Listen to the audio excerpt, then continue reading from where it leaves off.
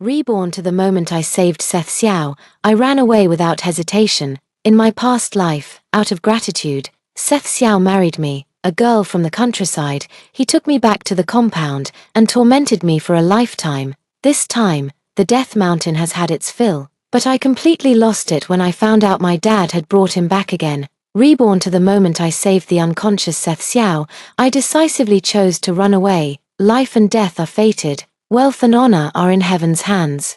In this life, let bridges be bridges and roads be roads. I ran home and hugged my mom who was cooking, my nose tingling with emotion. In my previous life, my parents didn't want to embarrass me. Since I went to Beijing with Seth Xiao, I've only been there twice. For the first time, they wore new clothes made from fabric specially bought in town, bringing along hunted pheasants, harvested black wolfberries, sun-dried mushrooms, and some rural fruits and vegetables.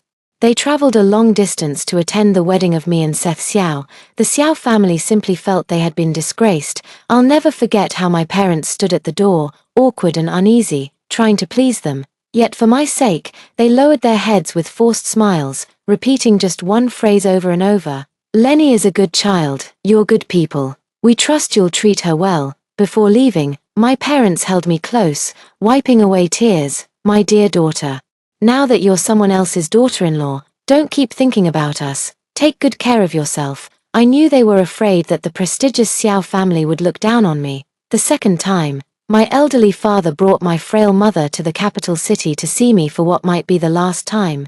I don't know how my father managed to carry my mobility-impaired mother all that way just to catch a distant glimpse of me, and just one morning when I turned back at the alley's entrance, felt a void in my heart. After receiving the tragic news of my father accompanying my mother in her final moments and rushing back, the neighbors said my mother had a tumor, and within just half a year, it drained all their savings. The train ticket was pieced together by the neighbors' contributions, and by the time I returned, my mother had already passed. After my father settled them, he left me the small amount of money from selling the old house after his death.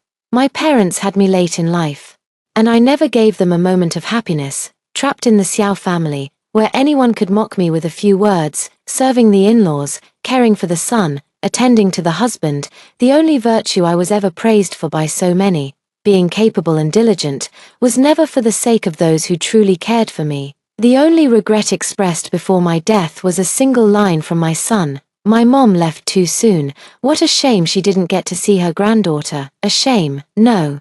Just one less person to tirelessly raise his child for him. The Xiao family, every one of them is like a cloud in the sky. I, this earthly mud, have stained them for half a lifetime, and they have loathed me for half a lifetime, yet they pointed at me to toil for half a lifetime. Clearly, this was my misfortune. Perhaps the heavens heard my grievances and gave me a chance to start anew. This time, it's only for my parents. My mom was getting a bit annoyed by how clingy I was. She directed me to knead the dough. I agreed without a second thought. My mom teased me, saying I must be possessed, since I usually whine, make excuses, or slack off when she asks me to do anything. Hearing my dad return, I dashed out of the kitchen in one swift move. When I saw the person my dad was pushing on the cart, my face turned deathly pale. Lying on the hay was none other than the unconscious Seth Xiao. I clenched my teeth tightly. My heart filled with bitterness. I should have just pushed him into the river to drown. "Daughter, come help your dad quick." While coming down the mountain, I scared off the rabbit but ended up picking up a person instead. My father had already gathered medicinal herbs and applied them to his wounds to stop the bleeding. Seth Xiao had been fleeing from pursuers and lost his way before ending up in our area, with 2 stab wounds to his shoulder and back. His originally bandaged wounds only looked so gruesome because they had split open during his desperate escape. There are no fatal injuries on his body. After bandaging him up and getting him to drink some water and eat some rice, he'll be fine. But for now, we mustn't let my father know about this. I pretended to help him up and took a badge from his inner pocket. "Hey, Dad, look at this. Doesn't it look like the kind of thing soldiers wear?" My father examined it closely, and suddenly his eyes lit up. "He must be a soldier. I've seen them driving military trucks through town before, just like this one. Old Jew here has done a tremendous good deed, saving a soldier. Quick, help him inside. Wife, kill a chicken. He's badly hurt and needs nourishment." I was dumbfounded. forgetting that my dad is a huge admirer of the chairman. In his eyes, soldiers are all great heroes defending our country. I stopped my dad and said, "He clearly isn't an ordinary person. What if he's on some kind of secret mission? It's not safe at our house. We should take him to the village chief's place and let the chief contact the town authorities. After all, the village chief's house is much better than ours." My dad thought for a moment, then looked at me solemnly. "My daughter, you really think things through," he said. "I feel somewhat helpless. My dad is such a kind and honest man." My dad went out of his way to add another layer of straw to cover Seth Xiao before delivering him to the village chief's house. The village chief accepted without a word.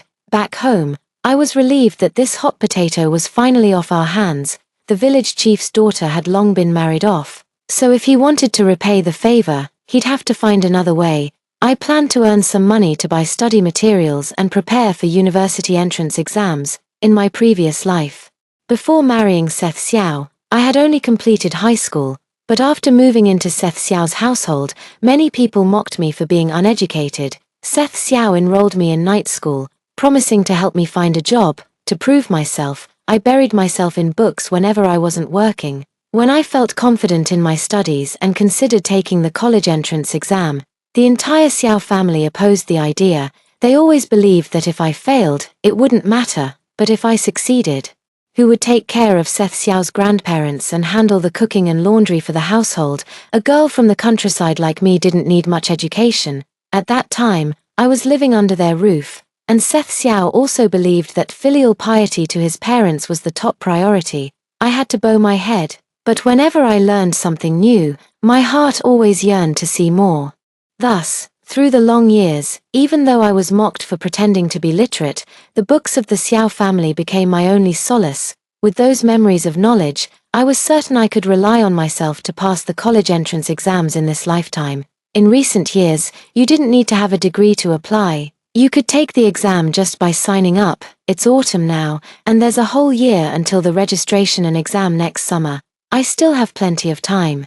Although my parents didn't understand why I suddenly became so motivated, they were still very supportive. After much deliberation, I made a lot of walnut stuffed dates to sell at the town's market. I had walnuts and dates readily available, and I bought some honey cheaply from the beekeeper's family next door. At home, I managed to prepare half a sack of them. It was my first time selling, and it didn't go well at first. Fortunately, after some people tasted them and found them good, they all sold out. The price was lower than I expected, but after all, it's a small place where people aren't willing to spend too much. My mother was actually quite happy, considering our family only earned a little over 40 yuan a year. 6 yuan was enough to feed the whole family for 2 or 3 months. It wasn't until my mother and I bought some food and returned home that I realized the sky had fallen. Seth Xiao was actually standing in my family's courtyard.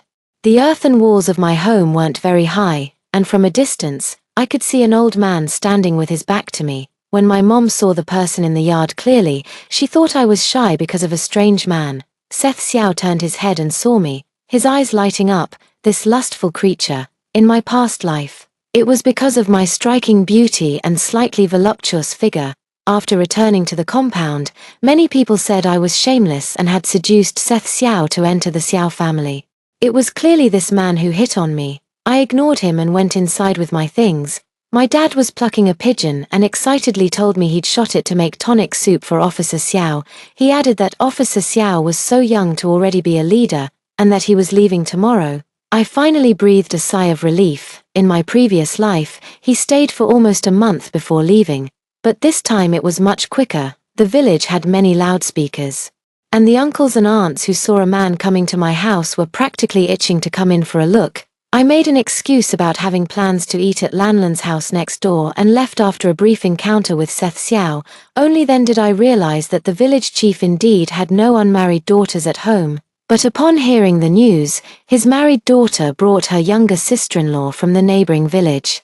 The sister-in-law took one look at Seth Xiao, handsome and dignified, and insisted on marrying him. Seth Xiao seemed unwilling, and coincidentally, my father happened to pass by. He thanked my dad for visiting our home, so my father brought him back with us, thanking my dad just to have him cook for him. How humiliating is that? I waited until it was almost completely dark before heading home, thinking he would surely be gone by this time. Unexpectedly, I ran into him on the way. "Lenny Jew."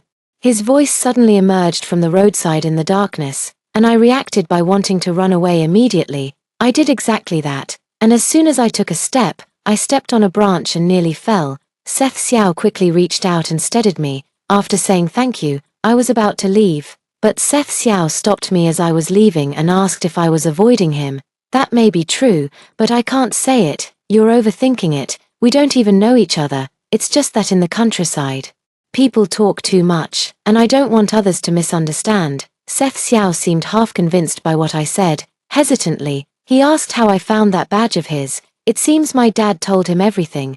The inner pocket of Seth Xiao's clothes has a very secure hidden button, so it's quite a stretch to say it just fell out. I accidentally touched it and took it out to look. What if I was saving a spy? Seth Xiao sensed my impatience but also thought I had a point. These days there really are people who can't be trusted. He offered to walk me home since it was getting dark, but I refused. I've long been accustomed to walking the country roads at night. Seth Xiao left in a hurry this time, but made a special trip to my house before going, saying he was grateful to my dad for bringing me back if I wanted to take the college entrance exam. He could take me to the capital where there are better resources, and even if I didn't pass, he could help me find a good job. I'm quite certain now. Seth Xiao just thinks I'm pretty. Otherwise, why wouldn't he offer to take the village chief's daughter's sister-in-law with him? I glared at my dad. He might as well just tell him where every penny in our house was hidden. Whether I take the exam or not is still uncertain. I was just casually chatting with my dad, so I won't trouble you all with it. Seth Xiao probably got a bit annoyed by my repeated refusals and didn't say anything more. As expected, the village chief brought up the matter of having him take his daughter's sister-in-law to the capital to find a good job. It wasn't necessarily about forcing her to marry him. Just getting her out of the mountains and married to someone decent would be better than staying there her whole life. These days, a little connection can change one's fate. And no one would pass up such an opportunity, myself included in my past life. Probably after hearing that Seth Xiao had mentioned sending me to the capital, the village chief's daughter couldn't stop gossiping about me. That's how it is in the countryside. Even the smallest family matters can spread like wildfire if you're not careful. My parents are kind-hearted, and when asked, they tend to spill everything without thinking. Seeing that I made money in town, many followed my lead and started making walnut stuffed dates. There's no secret to it. In a small town, when too many people start selling the same thing, it quickly loses its value. These days, nothing seems easy to do. My home is far from town, and other things I try to sell don't do well, watching me worry all day. Even my parents were puzzled. It's not like we're starving at home. The rural areas in the north are truly isolated, and starting a business there is costly. Even if you opt for something with low costs, it's troublesome to keep it going without someone to back you up. I simply bought some practice questions and started working on them at home. Burying myself in studies counts for something, I suppose, since I couldn't save much money. I figured I'd head to the capital and earn it slowly there. Time flew by, and as the new year approached, my aunt came to stay at our place for a few days with my cousin and uncle. Our family is small. My father is alone. And my mother, at 12, brought my aunt here by chance, boarding a bus with someone without really knowing where they were headed. My aunt finished junior high school and then went out to make her way in the city, where she got married. She comes back to visit us every couple of years. My cousin didn't like studying and dropped out after finishing high school. He worked in a factory and only settled down last year. Seeing me doing exercises, he found it quite unusual. He didn't really understand it, but he said my handwriting looked nice. Hearing from my parents that I was preparing for college, he immediately offered to find some study materials and have them sent to me. My aunt and uncle-in-law also praised me for having ambition. After they left, my cousin's study materials didn't arrive immediately. Instead, Seth Xiao made a grand gesture by sending many supplies to the village. The soldier who drove the car brought a box to our house, saying it was Seth Xiao's way of thanking my father for saving his life. The box was half filled with study materials, 2 bolts of fabric, some snow cream for the girls, and an envelope. The envelope contained $300, which completely shocked my parents. The letter mentioned making clothes for the new year. and the colors all seemed like ones a woman would prefer. I had no choice but to be wary of Seth Xiao. My dad asked me to write a reply. I wrote, "Thank you, Major Xiao, for your contributions to our village. I will share the study materials with everyone. I sold many of the gifts you sent in town and made quite a bit of money, enough to keep my family secure for many years. We are deeply grateful." I wonder what expression Seth Xiao is showing. Never in my past life was there such a grand spectacle. My father did save him, and his repayment is more than enough. Living without worrying about money is truly blissful. But what's unsettling is that my family seems to be targeted by the villagers. I didn't take it too seriously. When I went to town and saw the submission address for the North Wind literature in the newspaper, I thought I'd give it a try and secretly submitted 2 short stories. To my surprise, I actually received a reply. They were accepted, and I was paid 12 yuan as a fee, encouraging me to submit more. Indeed, big cities are full of opportunities. If you have the ability to make the right connections, money can come your way. So, while continuing my studies, I started writing novels in my spare time and submitting them regularly. My editor heard that I was preparing for college entrance exams and sent me a lot of study materials, even better than those sent by Seth Xiao. My parents don't know how much I've earned. They just think I'm dabbling in small ventures. I'm thinking that once I get into college, after 2 years of study, I'll bring my parents to the capital city, Jing, and have them undergo regular health checkups. I'll work even harder and take advantage of low prices to buy a courtyard house, Seheyuan, and if possible, purchase a few more properties. In a dozen years, I'll be thriving. The news of me aiming for university spread like wildfire in the village. Most gossiped that I was pining for Seth Xiao from back then, planning to go to the capital city to find him. Utter nonsense. Basically, everyone was waiting to see me fail, and sometimes they'd even throw in a few comments when passing by my house. Even my parents were mocked, saying a mouse hole wants to breed a phoenix. Some thought I could make it. A few aunties said I had a seductive look, that I'd hit the jackpot by passing the exam and could marry a high official. Even if I failed, they said, being educated would help me land a good man in town or the county. They claimed men all liked my type. Just look at the men in the village. My mother nearly got into fights with them several times over their gossip about me. The exam is approaching, and the worry on my parents' faces has grown. On one hand, they fear that all my hard work might not yield good results. On the other, they worry that if I do succeed, I'll have to leave home. My parents are too kind, no matter how malicious outsiders are toward them. As long as it doesn't cross the line into outright bullying, they'll endure it without complaint. I'm the only exception. After they took me to the county for the exam and returned, more and more people gathered at our doorstep every day. Some came to propose marriage, others just to gawk at the fool who dared dream of turning from a country bumpkin into a phoenix. I've made a decision. I won't wait until I've been in college for a year or two. As soon as the admission results are out, I'm taking my parents to Beijing. The big stack of bills Seth Xiao gave us at home hasn't been touched yet, and over the past 6 months, my writing earnings have added up to 2 more stacks. Prices in Beijing aren't that outrageous these days. Renting a place for a year costs 60 or 70 yuan. My mom can definitely make money by buying a sewing machine and making clothes. My dad was born to be a chef. At home, he would often tinker with the wild game he hunted, and after going there, he spent 2 years as an apprentice before opening a small restaurant with a couple $100. In a few years, I might even become a rich second generation. After hearing what I said, my parents thought it was pure fantasy. My mom thought any housewife could sew and mend clothes, so no one would buy them. My dad, on the other hand, genuinely believes his cooking is quite good, so much so that villagers often invite him to be the chef at weddings or funerals.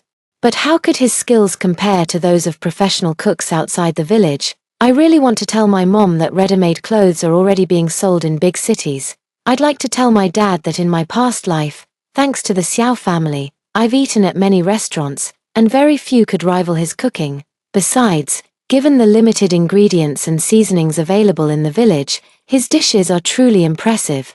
But if I said any of this, they'd probably think I've lost my mind. I could only hint at it, saying that I'm also good-looking, and if I went to such a faraway place alone and encountered bad people, it would be disastrous. I kept nagging my parents about this for several days, and finally, the results came out. In the entire county, 13 passed the exam, apart from me, who was from the village, 2 were from the town, and the rest were from the county seat. I ranked second, and the news quickly spread throughout the entire county. Because they all attended high school at a proper institution, while I was self-taught, our home has now become the center of attention. My parents finally wavered because someone in the county expressed interest in arranging a marriage with me, suggesting we could settle the matter before I leave for university if possible. There are even more outrageous demands, like offering a bride price to my family and expecting me to bear a healthy baby boy. In just 2 weeks, I've lost count of how many marriage proposals I've had to turn down. My reputation has started to take a hit.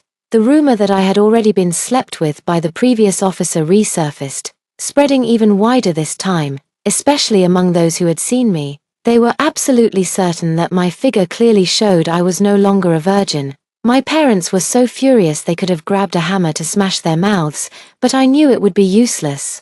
In an era when information spread only by word of mouth, even if someone called me a seductress, there would be those who believed it. Even the village chief came to our house and asked my father if Seth Xiao had rejected his daughter and sister-in-law because of me. The village chief was one of the few people my father deeply respected, because back when my father was an orphan, the chief's grandfather gave him a meal to eat. But when he saw the village chief giving me a scrutinizing look and immediately concluding that I was no decent girl, my father was thoroughly enraged. These things couldn't hurt me at all, but for my parents, it was a devastating disaster. In fact, in their previous life, my parents were also drowned in their gossip more than once. In his previous life, when Seth Xiao left, he gave my parents 500, and when he married me, the bride price was 1,000. Although later the Xiao family pressured me to save secretly and send money to them, they could still live decently, but the money was either borrowed by this person or that one, and some even climbed over the wall to steal it. My parents had no choice but to swallow their grievances. The villagers turned a blind eye to such matters, sticking together tightly. In just 1 month, what was supposed to be a joyous occasion turned into a situation where my parents were deeply disappointed by the entire village. Plus, with my embellishments, they decided to go to Beijing with me. Even though it went my way, I couldn't be too happy. Once my parents settle in a bit, they'll realize how good Beijing is. There, spreading rumors can be directly reported to the police, and neighbors won't meddle in others' affairs. To find a place, I set off with my parents more than half a month in advance. My parents once again showed that uneasy feeling on the way, but this time I was very happy, because this time it was for a better life for our family. My parents were surprised at how confident and composed I became after stepping out the door. I patted my chest and told them the good days for our family had just begun. We rented a place in a courtyard house not far from Tsinghua University. A large room was divided into my parents' bedroom, living room, and kitchen, while a side room became my bedroom, with a small kitchen next door, 6 to 7 yuan a year. My parents were quite reluctant. Just as they were about to take out the money, they were astonished to see me pull out a 10 yuan bill. I told them it was my own earnings from writing. My parents didn't understand such things. They only knew I had indeed been scribbling and drawing at home all along. I explained to them that the magazine publishing my work was located in the capital city, and that I would earn even more money in the future. After settling in, before my school started, I wanted to first secure stable jobs for my parents. My father's job was easy to find. I went to the Junction restaurant, which had just opened around that time as I recalled, and introduced my father. Junction restaurant followed a high-end reservation model, with a daily cap on the number of guests they served, ensuring my father wouldn't be overworked. At first, the person in charge didn't agree and even tried to shoo us away. I took out $50 and made a bet with them. If my father's cooking wasn't good, I'd forfeit the money, but if it was delicious, they should consider hiring him as the head chef. My dad blushed and stammered, saying I was joking. He had been a farmer all his life, simply making a living off the land, occasionally cooking for village feasts, and spending his days tending the fields. The restaurant looked extravagantly decorated, so much so that he wouldn't even dare to glance inside when passing by. Yet now, he was the guest of honor. I held my dad's hand and asked if he liked the 2 dishes I had just ordered. After a moment's hesitation, he replied with some reluctance, "They're good." He says it with his mouth, but he definitely doesn't think so in his heart. Even a simple cold dish is far better than what he can make. Seeing my confident gaze, my dad finally mustered up the courage to step into the kitchen. Watching my dad's skilled knife work and methodical movements, the person in charge asked if my dad used to be a chef and what his signature dishes were. I said he was kind of a chef. As for his specialties, anything like pheasant, wild boar, wild goose, pigeon, rabbit, or fish, he makes them all delicious. He also brews alcohol, like rice wine, white liquor, and plum wine, all very fragrant. My dad is also quite skilled at making vinegar. Although many people in the village can do it, none can match my dad's skill. They're even less capable of competing. The person in charge was stunned by what I said, but when they saw my dad in action, they still thought I was exaggerating, because apart from his knife skills, my dad didn't even know how to turn on the gas stove. Fortunately, someone taught him, and he picked it up quickly. After tasting it, they immediately decided to hire my dad as the head chef, offering him 45 yuan a month plus bonuses. If he managed to brew liquor, the price would be negotiated separately. My dad was in a daze the whole way home with me. He never imagined that cooking could earn him so much money. In the village, he hadn't realized that cooking was a special skill. His persistence in hunting every now and then and his dedication to making delicious food already put him ahead of many others in this regard. Moreover, my dad truly had a natural talent for cooking.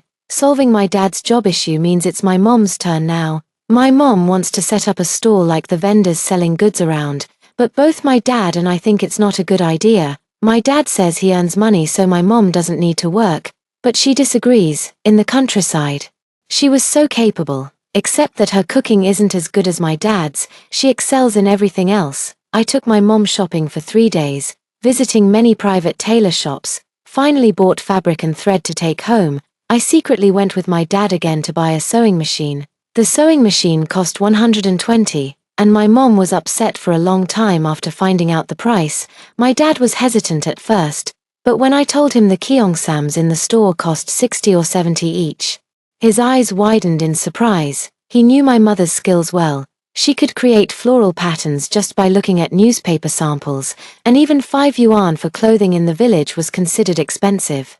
With a sewing machine, my mother found it even more convenient. I asked my mother to make me a cheongsam, and she also tailored a Western-style dress for me based on the floral design I chose.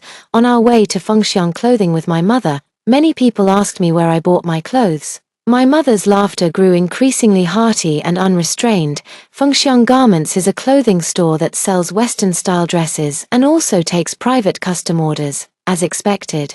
The owner's eyes lit up when he saw me. I had my mother take out the cheongsam, a green one embroidered with peonies in subtle black patterns, adorned with pearl buttons, exquisitely elegant. I told my boss that my mom doesn't know many characters now, but she has her own unique insights into patterns and color combinations. My mom quickly responded that given some time, she would study hard. In fact, with just my mom's skills, many clothing stores would want her. But I feel she might have even greater potential in the fashion field. In a few years, Fengxiang Apparel will become a high-end private customization brand, and if my mom stays, she could learn even more. The boss told my mom there would be a 1-month probation period with a salary of 10 yuan, but if she could stay on, it would be 30 yuan per month, plus a 15 yuan commission for each piece of clothing sold. When my mom got home, she was so absorbed that she even forgot to eat. Holding the fashion design book I bought and comparing it with a dictionary, studying tirelessly, suddenly, I felt like the most unnecessary person in the family. Before school started, I met with Shun Xin, the editor who had been in touch with me. When she found out I was from the countryside and had been admitted to a university in the capital, she couldn't believe it. Upon hearing that I had brought my parents along, she seemed hesitant to speak. The next day, when she came to my house to discuss publishing a collection of short stories into a book, she was full of praise for the clothes my mother had made. She shyly asked if my mother could make her an outfit, even offering to pay half the deposit of 60 yuan upfront. This startled my mother, who immediately insisted she couldn't accept money for making clothes for a friend. After much back and forth, my mom was very firm and agreed to accept just the cost of the fabric. I persuaded Shun Xin to let it go, otherwise my mom wouldn't welcome her anymore, so Shun Xin finally took the money back. I comforted her by saying my mom works at Fengxiang Garments. and if she liked the clothes, she could help spread the word. That's when Shunshin's eyes lit up. Shunshin stayed at my place until after 9 p.m. before leaving, because at 7 p.m., my dad had someone deliver dinner for me and my mom. Seeing this, I decided to let her stay and try my dad's cooking. Though the food wasn't very hot anymore, Shunshin ate as if she hadn't had a meal in centuries. Luckily, I had asked my mom to prepare some dumplings in advance. Otherwise, fighting over food with her would have been quite awkward. I brought out the plum wine my dad had brewed at home, with its low alcohol content. It wouldn't get anyone drunk. After eating and drinking her fill, Shunshin started babbling nonsense, saying she'd never had such delicious food in her life. She made my mother very happy. Shunshin herself was a college student, came from a good family, had a proper job, and was also beautiful. My mother also heard that it was because Shunshin worked as my editor and accepted my manuscript that I was able to earn money, so she liked Shunshin immensely. My home didn't have a telephone, so Shunshin called her brother to come pick her up. When I saw her brother, I was stunned for a moment. In my previous life, I had met Shunshin's brother. Though it was only during a wedding I attended with the Xiao family, what left a deep impression was that most attendees that day were military personnel, and her brother was the only businessman present. I had seen not just the Xiao family, but also people from other influential households who all looked down upon those in business. Yet at that engagement banquet, almost all of his peers went over to toast him, and he merely took a sip from his glass each time.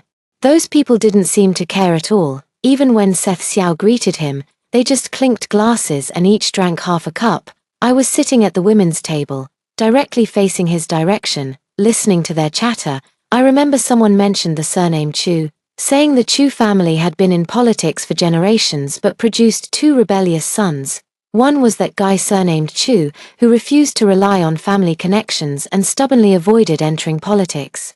After becoming a businessman, he amassed hundreds of millions in assets within just a few years, only to be scolded mercilessly by his parents. During one argument, his father even threatened to shoot him if he became a capitalist. Later, it was said that he donated 2/3 of his income when the country was in crisis. One could say he was a hero, though they look down on business people.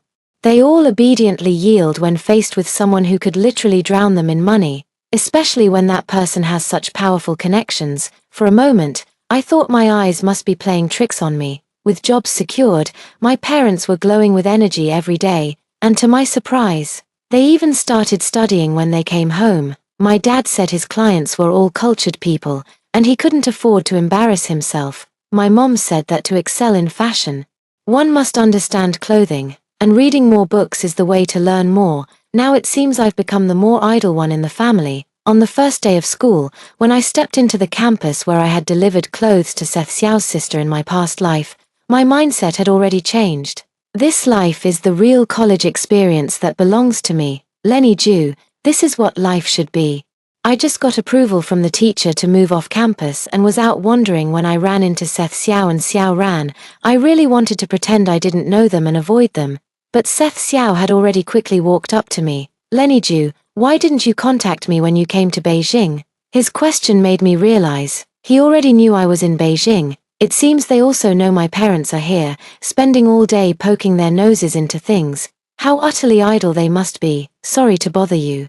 But I really appreciate you delivering the documents and money back then. It was a huge help to my family. Could you leave me your address? Seth Xiao felt a bit embarrassed. Of course. Are you planning to visit me? I smiled and said, I'll definitely visit to express my gratitude when I have the chance. Seth Xiao actually smiled, then seemed to think of something. Feel free to reach out if you need any help. If your parents are looking for jobs, I can also, bro. Is this the rural girl you've been sponsoring?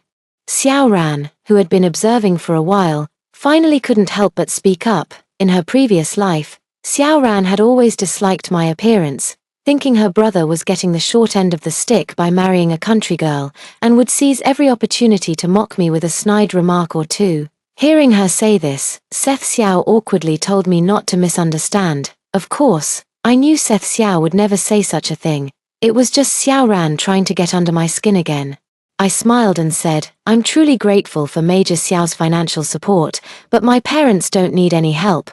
They've already found jobs. Could you write down an address for me? Xiao Ran spoke with a sarcastic and unfriendly tone. How pretentious, asking for an address. This is going to be troublesome. Seth Xiao handed me the pen, looking displeased as he told Xiao Ran to shut up, then turned and said his sister was still young and spoiled. I shook my head. It's fine.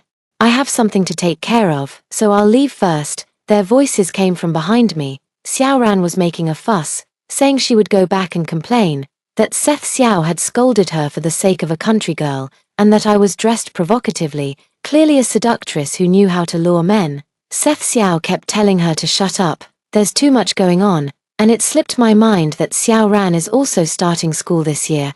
I need to return Seth Xiao's money as soon as possible. Otherwise, who knows what trouble Xiao Ran might cause.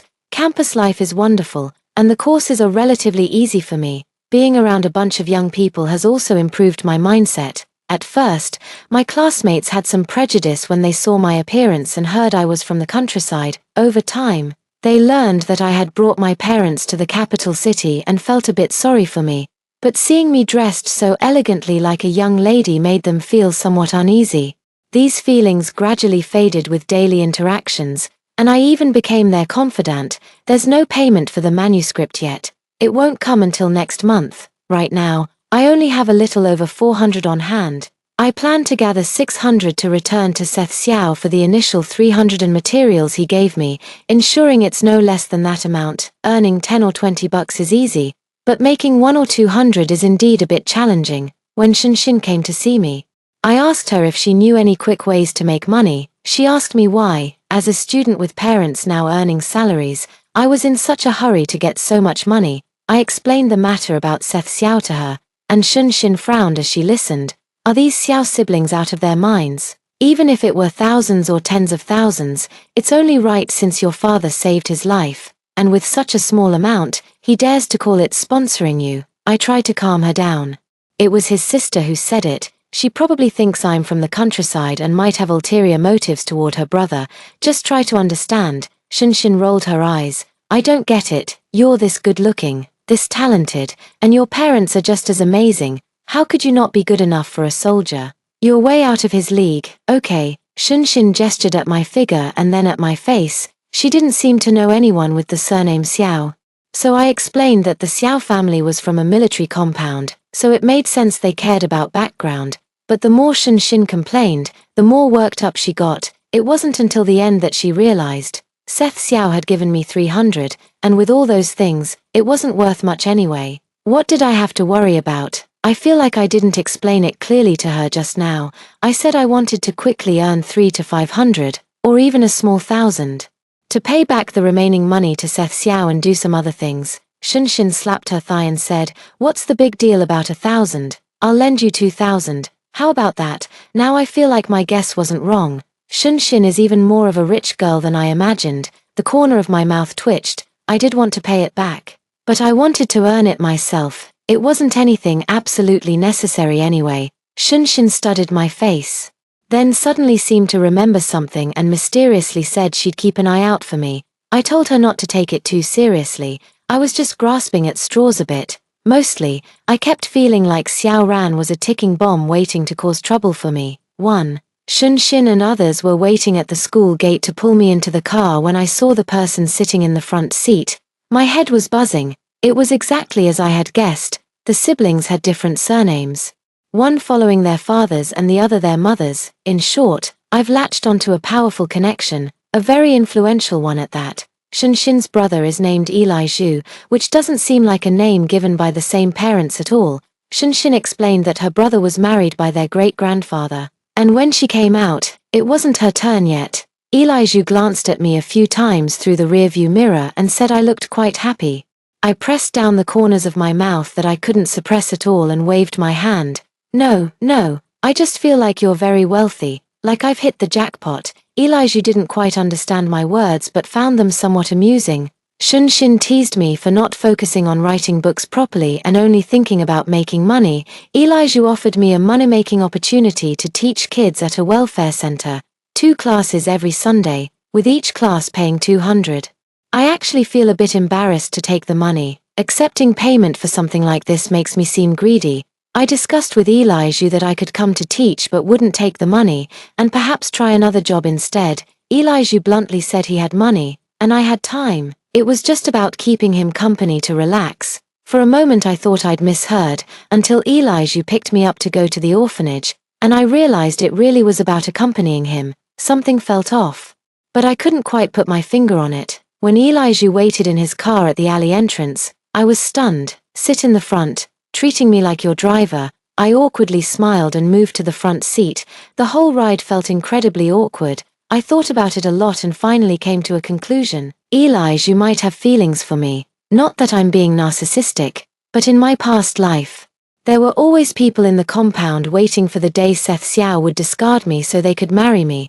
Although I never heard that Elijah got married in his past life, this kind of man could probably just crook his finger and have people throwing themselves at him. If he crooked his finger at me, no. I must stand strong in this life. Stealing glances at his profile, I felt a pang of regret. I shouldn't have told Shinshin about it. From the moment we left the orphanage, things between Elijah and me felt off. The entire afternoon, except for the joy of playing with the kids, every time I caught sight of him, I felt awkward. Maybe I was paying too much attention to him. Elijah asked me if I was tired and wanted to grab a meal together. I quickly shook my head and said my dad had already cooked for me. An eerie silence filled the car. As we neared home, Elijah pulled over to the side of the road. I thought he had misremembered. There were still 2 blocks to go. "What are you thinking about?" I withdrew my hand that was about to give directions, feeling inexplicably nervous. "Nothing. It's just, my place is still 2 blocks away." Elijah turned his head and stared straight at me. "I know, been there 3 times. I suddenly felt so overwhelmed that I wanted to cry. Everything was fine the day before yesterday, but what's with this attitude today? Elijah's tone was perfectly calm. Yet I felt unusually nervous. Damn it, I'm almost 60 if you add up both my lifetimes. Why am I so nervous facing some young punk? I sorted through the jumble in my head, but the words that came out were somewhat incoherent. "It's just that, I feel like you might have some thoughts in that direction about me, but I'm just a student and don't have those kinds of thoughts." Elijah chuckled with a hint of mischief. "What kind of thoughts?" "Being together." My head sank lower and lower. So I mustered the courage to say it outright. "Honestly, don't waste your time on me with those games of keeping lovers or whatever. I have absolutely no interest and would never agree to it." I could sense Elijah's previously relaxed figure, slouched against the chair, slowly straightening up. The atmosphere in the car was unbearably awkward. "I'll get off here. Thank you for driving me home." I was just about to unbuckle my seatbelt when Elijah's voice turned as cold as ice. "Stay seated. I'll take you back." When the car reached the entrance of the alley, I thanked him once again. Elijah remained silent, leaving me no choice but to walk away in frustration.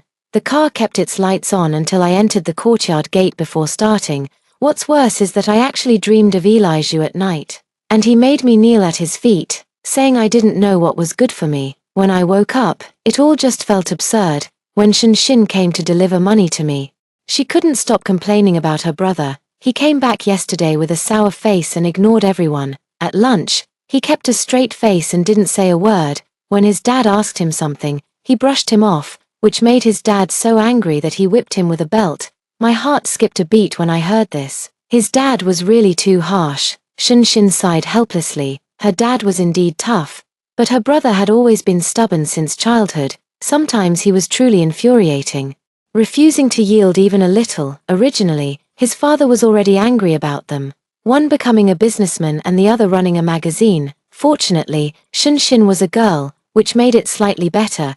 Elijah was the one his father grew more and more furious with. When Elijah was in a good mood, the two could still talk properly, but if he was in a bad mood, he'd ignore everyone. If both were in a bad mood, Elijah was sure to get beaten. The most infuriating part was that after getting beaten, he'd still be there saying, "Go ahead, kill me if you can." Shinshin's mother cried in anger before the matter finally settled down. I felt really upset inside. That was indeed a bit too harsh. "Did you just say the magazine belongs to you?" Shinshin blinked. "Didn't I tell you?" "Oh well, it's not important," I gasped. No wonder she's so free all day, beautiful, knowledgeable, progressive-minded, and full of drive. I could never match her in this lifetime, but having such a friend is truly a blessing. I always felt a bit awkward about taking that 400 yuan salary, but Shunshin said she was just passing it along and told me to take any issues up with her brother. I thought, forget it, it's too awkward. Eli Zhu might be a little angry because of me. It must be somewhat embarrassing for him to be exposed without saying anything. Forget it, it's better not to meet again in the future. I'll find other ways to make some money myself. I put the money in an envelope and mailed it to Seth Xiao at school, expressing my gratitude once again in the letter. In case anything happens in the future, there's no need to bring up this favor again. Life had been unusually peaceful for a while. And apart from my studies, I devoted almost all my time to the new novel I was writing. Occasionally, there were small ripples in my daily life, on campus. While walking to the classroom with my classmates, I unexpectedly ran into Xiao Ran. Xiao Ran and the girl holding her arm deliberately spoke loudly about how some country girls had no shame, dreaming of seducing men to climb the social ladder and become phoenixes. The targeting was too obvious. Even my classmates could tell. As I passed by, I muttered idiot to the flowers by the roadside. Enraged, Xiao Ran immediately grabbed my sleeve. But I didn't give her a pleasant look. I shook her off and walked away, finally leaving her behind, screaming and cursing incoherently. I couldn't be bothered to get involved with that family, but inevitably, rumors spread at school that I got into college by relying on a man. Some classmates even went out of their way to visit our class just to see what I looked like. After seeing me, they became even more convinced of their belief. How could someone who looks like a fox spirit and comes from a village possibly score high enough to get into college? There were even male classmates slipping explicit love letters into my desk, spreading rumors that I already had 2 or 3 boyfriends. I just want to prove them wrong with my abilities. With final exams approaching, having solid results will make it more convincing to counter the rumors. My mom has reportedly been busy lately, rushing orders for a very wealthy client and coming home late at night. My dad simply told me to have dinner at a restaurant in the evening. Ever since I went to the restaurant to sample new dishes and incidentally came up with slogans and named a few dishes, the manager has been overjoyed every time he knows I'm coming. After hearing that other restaurants were trying to poach my dad, they treated him even better, and by extension, they made me feel at home whenever I visited. Sometimes when it's crowded, the waitress would see me and immediately ask me to lend a hand. Perhaps my karmic ties with the Xiao family are too strong. I ran into them again when I went for dinner at night, and this time, it was the whole family. There's also Yao Yin, the woman the Xiao family wanted to arrange for Seth Xiao to marry in my previous life. Yao Yin did have feelings for Seth Xiao. She caused me a lot of trouble after we got married. But Seth Xiao always told me to endure it, saying he would never divorce me. Looking back now, it would have been better if we had divorced. Xiao Ran spotted me with sharp eyes and even mistook me for a restaurant waitress. She probably said something about me to Mr. and Mrs. Xiao as Mrs. Xiao sat there looking at me with her head held high, putting on a haughty air. I gave them a puzzled glance. What a bunch of weirdos. The seating in the main hall of Shengjiangshan wasn't plentiful. With bamboo partitions dividing the space, Seth Xiao and Yao Yin sat across from them, while Mr. and Mrs. Xiao and Xiao Ran had a direct view of the center of the hall. When Xiao Ran pointed at me and called for a waiter, I rolled my eyes at her and walked straight into the kitchen. I never expected her to make a scene in the lobby. When I went out upon hearing the commotion, Xiao Ran had thrown down her chopsticks and was confronting the waitress. If she's not a waitress, then what is she? What's wrong with me asking her to serve me today? I walked over and took the blushing waitress sister by the hand. Seeing me approach, Seth Xiao also looked somewhat awkward, whispering an apology. Mother Xiao shot him a glare and stared at me fiercely. Sis, didn't manager Zhong say our Sheng Junction is a high-end establishment? When we encounter unreasonable customers like this, we should just kick them out. Xiao Ran initially showed a smug smile upon seeing me, but her face tightened again upon hearing my words. Father Xiao, accustomed to his high position, felt somewhat humiliated, and his gaze toward me was full of threat. Xiao's father directly demanded the boss come to see him.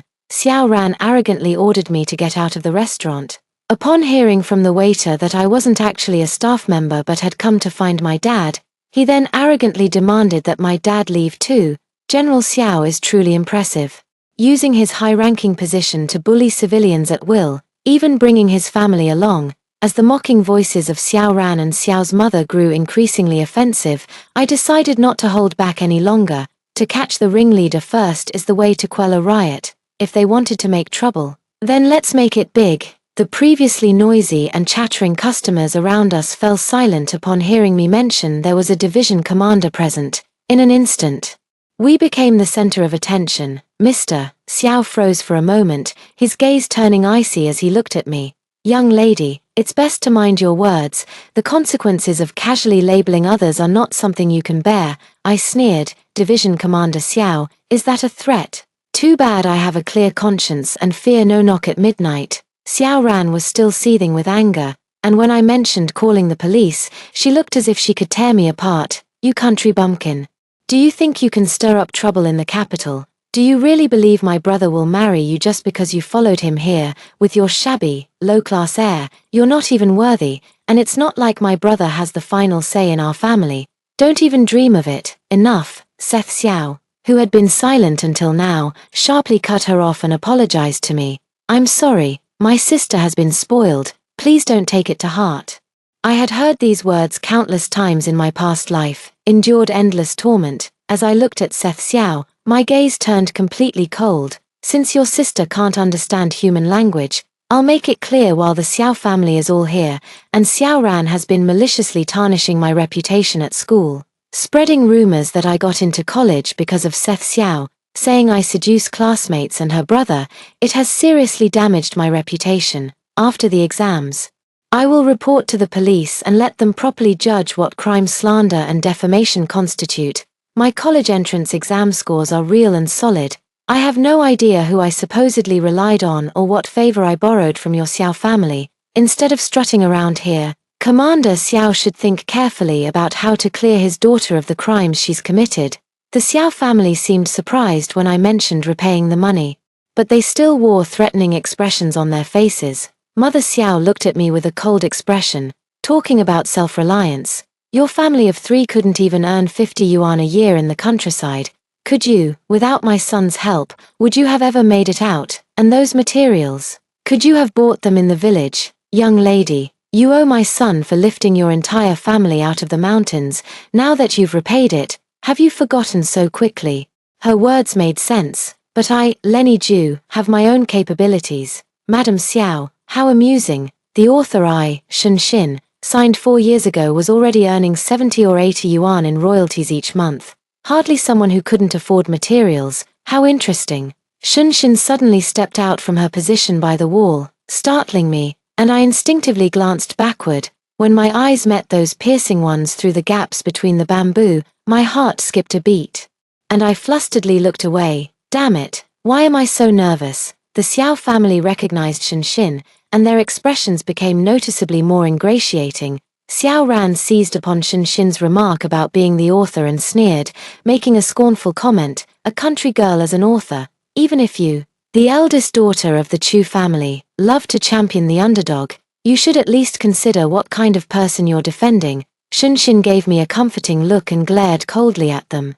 Miss Ju is a writer I personally signed 4 years ago. Her first exclusive interview will be released soon, and Miss Xiao can take a look then. As for the materials mentioned earlier, when I learned that Miss Ju was preparing for college, I also sent her quite a few. The few $100 and some study materials the Xiao family mentioned seemed to have been treated as if they were the Ju family's lifeline.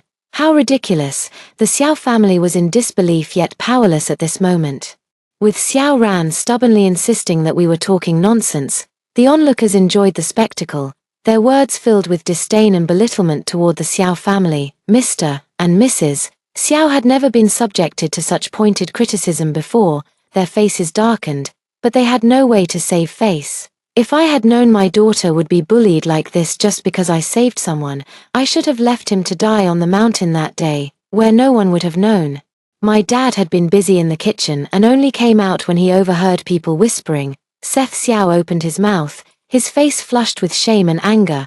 I'm sorry, Uncle Ju, my father faced Mr. Xiao without a trace of fear. I heard you're still a division commander. Our family managed to leave the countryside all thanks to my daughter. If we've made something of ourselves, it's by our own efforts and has nothing to do with your Xiao family. If you dare slander and bully us with baseless accusations, I'll risk my old life to appeal to the central authorities and see if anyone will stand up for us farmers who've worked our way up. I was shocked to see my father's straight posture, and couldn't help but find it amusing when I noticed his trembling hands, seeing they couldn't gain any advantage.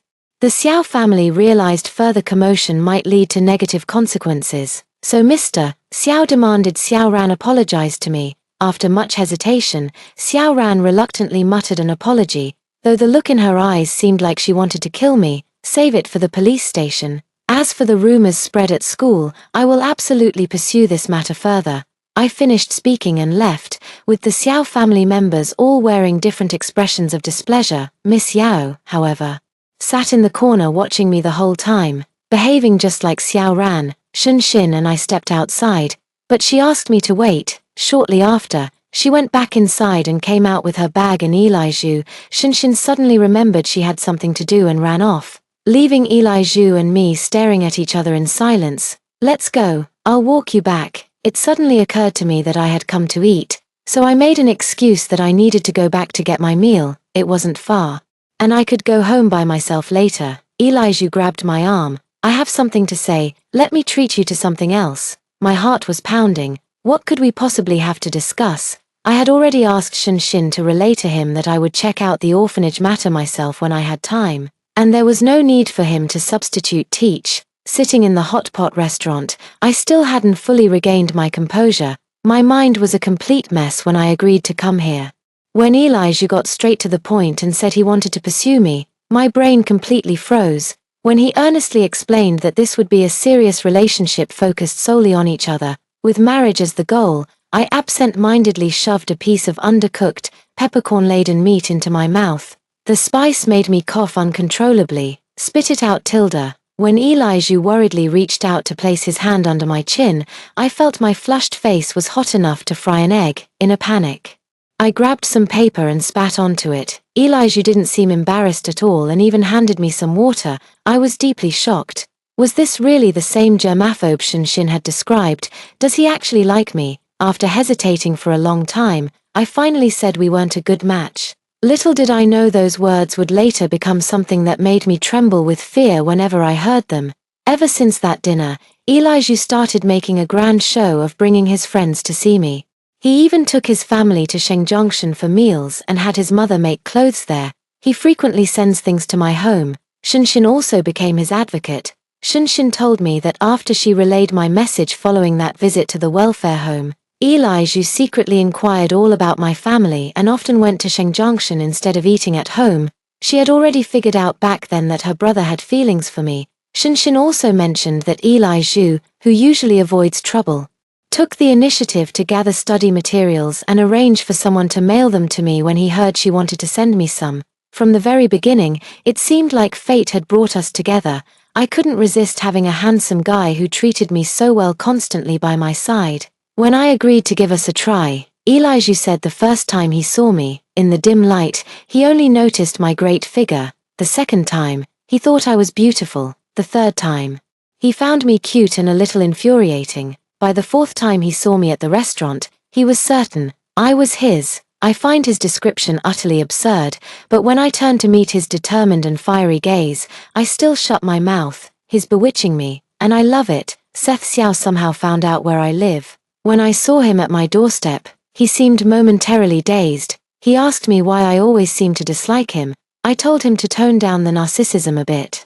Seth Xiao apologized to his sister and me, and also said he felt something different about me from the first time we met. Unfortunately, Eli Zhu cut him off directly. Eli Zhu kept staring as he led me away. Xiao Ran was directly reported to the police by me and arrested. At first, she refused to apologize. But after hearing that her father wouldn't intervene and she might face jail time, she tearfully and reluctantly gave a public apology with her real name over the school broadcast. After that, whenever we occasionally crossed paths at school, she would glare at me and avoid me. But once, she couldn't hold back and ran over to say, "Eli Zhu will dump you sooner or later. There's no way you'll get married," before walking away as if she had vented her anger. I wonder what expression she had when we held our wedding right after graduation. Probably furious. It's true that thanks to Eli Zhu, the Xiao family didn't dare to secretly cause me any trouble, saving me a lot of hassle. Shun Xin told me that the reason Xiao Ran couldn't stand me back then might have been because Seth Xiao said he wanted to marry me, which made the Xiao family hold such a strong grudge against me. However, she only heard it from others and isn't entirely sure about the details. But I do know that each member of the Xiao family has their own unique brand of madness. On the wedding day, Seth Xiao came up to me again and said he still believed I was his true love. Eli Zhu almost had him thrown into the river on the spot. My past life seems like a dream, and the happiness of this life often moves me deeply, except when Eli Zhu forces me to ask if it's appropriate every time in bed. I feel utterly ashamed and wish I could play dead.